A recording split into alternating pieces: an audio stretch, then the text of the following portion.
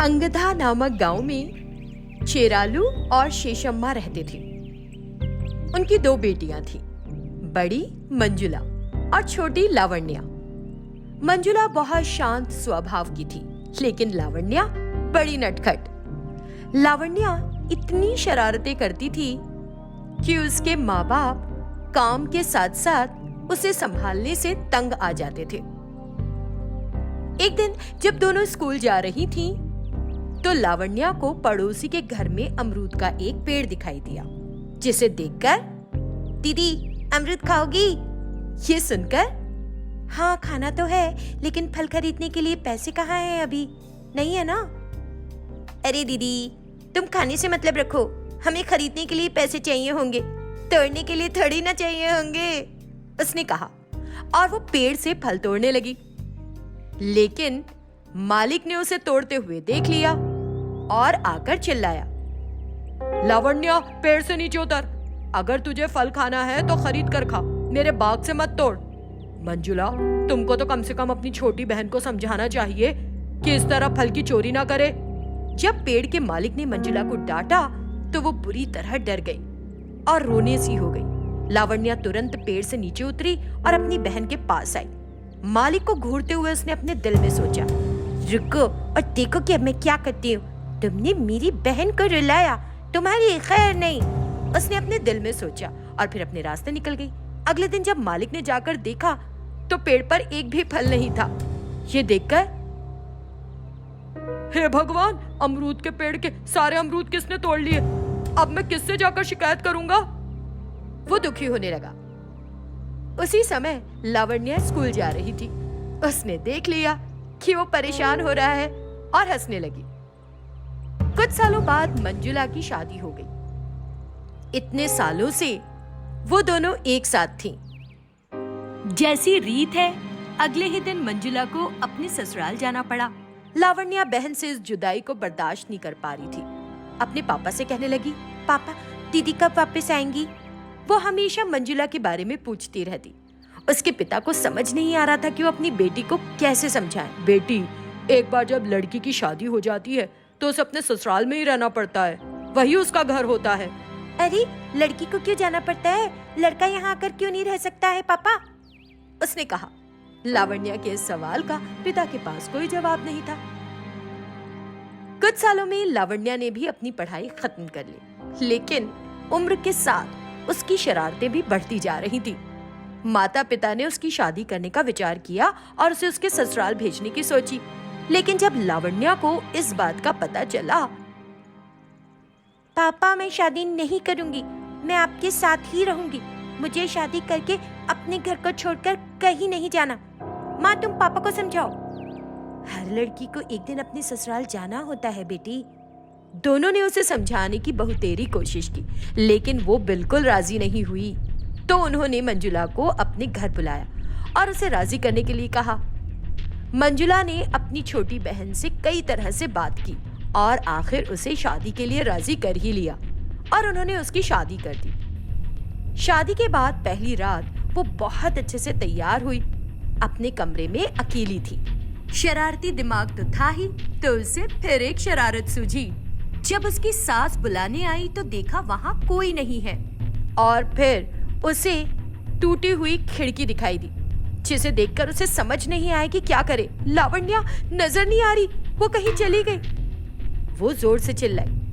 दूसरी तरफ लावण्या के मायके में माता पिता और उसकी बहन बड़े खुश थे कि आखिर लावण्या की शादी हो गई और वो अपने ससुराल चली गई। तभी दरवाजे पर दस्तक हुई। दरवाजा खोलने पर देखा कि लावण्या बड़े अच्छे कपड़े पहने हुए दरवाजे पर खड़ी है। उसे देखकर तीनों सन्न रह गए और वो बोली, आपने कहा था शादी कर लो, मैंने कर ली, अब मैं बहुत थक गई हूँ, जाकर सो जाओ हाँ माँ अपने कमरे में, उसने बोला और जाकर सो भी गई। लावण्या ने जब ऐसा कुछ कहा तो वे तीनों चौंक गए। तभी लावण्या की माँ को एक विचार आया। शाम में जब लावण्या उठी तो उसने देखा कि उसके कमरे में उसका पति है। अरे मैं वापस ससुराल कब आ गई? कैसे आ गई मैं? हाँ। वो उठ गई और चारों ओर देखने लगी, लेकिन ये तो उसका मायका ही था। तभी मंजुला उसके पास आई और बोली, लावण्या, तुम्हारे पति तुम्हारे साथ यही रहने के लिए राजी हो गए हैं। अब से तुम यही रहना। क्या ये सच है? वो बहुत खुश हुई। कुछ दिनों बाद लावण्या के पिता ने उसके पति से कहा, अरे दामाद जी, कितने दिन बिना काम के इस तरह बैठे बैठे खाओगे? हाँ।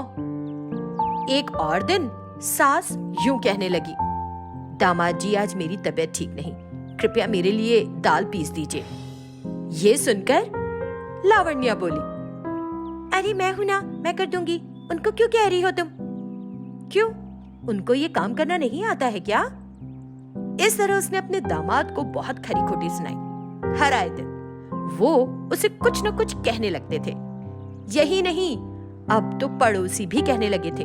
लावण्या को लगा था कि उसके पति को बड़ा सम्मान दिया जाएगा, लेकिन जब इस तरह से बातें होने लगी तो एक दिन वो गुस्से में अपने पति के पास गई। देखो, अब हम यहाँ नहीं रहेंगे, चलो वापस मेरी ससुराल चलते हैं, यहाँ किसी के लिए कोई काम करने की जरूरत नहीं। इस तरह वो अपने पति को लेकर वहाँ से जाने लगी। जब लावण्या जा रही थी तो उसका पति अपनी सास की ओर देखकर हंसने लगा। लावण्या की माँ भी ये सोचकर हंस पड़ी कि उनकी योजना कितनी आसानी से सफल हो गई। फिर लावण्या अपने ससुराल में अपने सास ससुर की बड़े अच्छे से देखभाल करने लगी और अपने पति के साथ भी बड़ी खुश थी। उसके माँ बाप और उसकी बहन उसके जीवन में आए इस बदलाव को लेकर सुकून में थे। एक बार की बात है, सीतापुर नामक एक गांव था। उस गांव में एक युगल महेंद्र और कमला का रहता था। उनकी 2 बेटियां थीं, बड़ी निर्मला और छोटी गायत्री। निर्मला एक स्वार्थी लड़की थी, लेकिन गायत्री बड़े भले दिल की। गायत्री बड़ी उदार थी, जो कोई कुछ मांगता वो दे देती, लेकिन निर्मला ऐसी नहीं थी। भला स्वभाव होने के कारण गायत्री का उस गांव में बड़ा अच्छा नाम था। इस वजह से निर्मला को गायत्री से जलन होती थी। एक दिन दोनों बहनें मंदिर गईं। दोनों ने प्रार्थना की और मंदिर से बाहर आईं। तभी एक अधेड़ उम्र की महिला निर्मला के पास आई। बेटी, मेरी बच्ची बहुत भूखी है, जरा खाने के लिए कुछ दे दो, तुमको पुण्य मिलेगा, भगवान तुम्हारा भला करेगा। ये कहते कहते उसने निर्मला का हाथ पकड़ लिया। ये देखकर निर्मला बुरी तरह चिढ़ गई। कौन हो तुम? छोड़ो, छुओ मत, तुम छुओगी तो बीमारी हो जाएगी, मुझे दूर रहो मुझसे। वो जोर से चिल्लाई। निर्मला के इस तरह कहने पर वो महिला डर गई और दूर हो गई। जरा मेरी बात सुनो बेटी, मेरी बच्ची ने 4 दिन से कुछ नहीं खाया, उसकी तबीयत बिगड़ रही है, कृपा करो मुझ पर, कुछ खाने को दे दो, तुम्हारे हाथ जोड़ती हूँ। तुम्हारे पास और कोई काम नहीं है क्या? आजकल भले चंगे लोग भी भीख मांगते हैं, चले जाओ। निराश होकर वो महिला गायत्री के पास चली गई और उससे मदद की गुहार की। मेरी बेटी ने कुछ खाया नहीं, चल भी नहीं पा रही, आकर देखोगी। गायत्री को उस पर दया आ गई। प्लीज बेटा। अरे कहाँ है, चलिए देखते हैं। औरत के साथ उसकी बेटी के पास गई। देखने में वो बच्ची बहुत कमजोर लग रही थी। उसे देखकर गायत्री को उसकी बड़ी फिक्र हो गई। अरे बेचारी, कितने समय से नहीं खाया है इसने। उसने तुरंत लड़की को गोद में उठाया और उसे नजदीकी अस्पताल लेकर गई। डॉक्टर साहब, प्लीज इसकी जांच करें, बहुत कमजोर हालत में है, उसने डॉक्टर से कहा। और जब तक वो लड़की सामान्य नहीं हो गई, वहीं रही। उसने दवाइयों के पैसे भी दिए। डॉक्टर ने उस बच्ची को दवाई दी और ठीक किया। गायत्री, अब ये बच्ची ठीक है, लेकिन इसे बीच बीच में खाने के लिए देते रहना, तभी हालत सुधर पाएगी इसकी, डॉक्टर ने बताया और उन्हें रवाना कर दिया। अम्मा, आज के लिए अपनी बेटी को लेकर मेरे घर चलो, कल चली जाना, उसने औरत से कहा। गायत्री पहले ही उनकी बहुत मदद कर चुकी थी। हम तुम्हारे लिए और परेशानी का कारण नहीं बनना चाहते, तुमने ऐसे भी बहुत कुछ। इसमें परेशानी क्या है, ऐसे भी मदद करने से मुझे खुशी ही मिलती है, गायत्री ने बड़े प्यार से कहा और उन्हें अपने घर ले गई। गायत्री ने उन दोनों को बहुत प्यार से खिलाया पिलाया, लेकिन जब निर्मला ने देखा कि वो दोनों उसके घर में हैं, तो चिढ़ गई और बड़बड़ाने लगी। देखो जरा, ये गायत्री हर किसी को सड़क से उठाकर घर पर ले आती है, कम से कम इन भिखारियों को तो कुछ सोचना चाहिए। आ गए मुंह उठाकर, बेशर्म कहीं के। निर्मला उस पूरे दिन उस औरत को कुछ न कुछ कहती रही। दीदी, आप घर आए मेहमानों से ऐसे क्यों कह रही हो? ये सही बात नहीं है दीदी।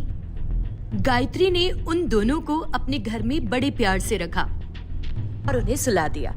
अगले दिन वो बच्ची और महिला जाने के लिए तैयार हो रही थी। जाने से पहले उस औरत ने अपना थैला खोला और गायत्री को एक चक्की दी। बेटी गायत्री, तुम सुबह के समय इस चक्की का उपयोग करना। ये चक्की तुम जैसी भली लड़कियों के पास ही होनी चाहिए। ये कहकर वो चली गई। थोड़ा आगे जाने के बाद वो दोनों अदृश्य हो गईं। अगले दिन सूर्योदय से पहले उठकर स्नान करके गायत्री ने उस चक्की को चलाना शुरू किया, ठीक वैसे ही जैसे उस महिला ने कहा था। और आश्चर्य की बात कि उस चक्की से सोने के सिक्के निकलने लगे। ये देखकर निर्मला और उसकी माँ के तो होश ही उड़ गए। गायत्री ने सोने के सिक्के लिए और उन्हें गांव के गरीबों में बांट दिया। इस तरह गायत्री उस चक्की को चलाती थी और दूसरों का भला कर रही थी। एक दिन की बात है, निर्मला ने गायत्री को बताए बिना चक्की को चलाना शुरू किया, लेकिन चक्की से इस बार पत्थर निकले। उसने चक्की कई बार चलाई, लेकिन हर बार उसे सिर्फ पत्थर मिले, सोने के सिक्के नहीं। अरे, पत्थर क्यों निकल रहे हैं? इसमें कोई जादू वादू है भी कि नहीं? ये सोचकर उसने चक्की को वापस गायत्री के कमरे में रख दिया। अगले दिन जब गायत्री ने उसका इस्तेमाल किया तो फिर सोने के सिक्के निकले। ये देखकर निर्मला बोली, हाँ, जब मैं चक्की चलाती हूँ तो क्यों नहीं निकलते? वो सोचने लगी और दूसरे दिन फिर से चक्की चलाई। इस बार उसने बिना रुके चक्की चलाई। तभी उसमें से वो महिला बाहर निकल आई और कहने लगी, निर्मला रुक जाओ, तुम कितनी ही कोशिश कर लो, तुम्हें सिर्फ पत्थर मिलेंगे। सोने के सिक्के पाने के लिए तुम्हारा दिल साफ होना चाहिए और तुम्हारे अंदर मदद करने का जज्बा। जिसका मन दयालु होगा उसे मिलेंगे सिक्के, नहीं तो पत्थर ही निकलेंगे। उस औरत ने कहा। तब जाकर निर्मला को अपनी गलती समझ में आई और उसने अपना व्यवहार ठीक किया। दूसरी तरफ गायत्री अगर कोई जरूरतमंद आता तो चक्की का इस्तेमाल करके उसकी मदद करती।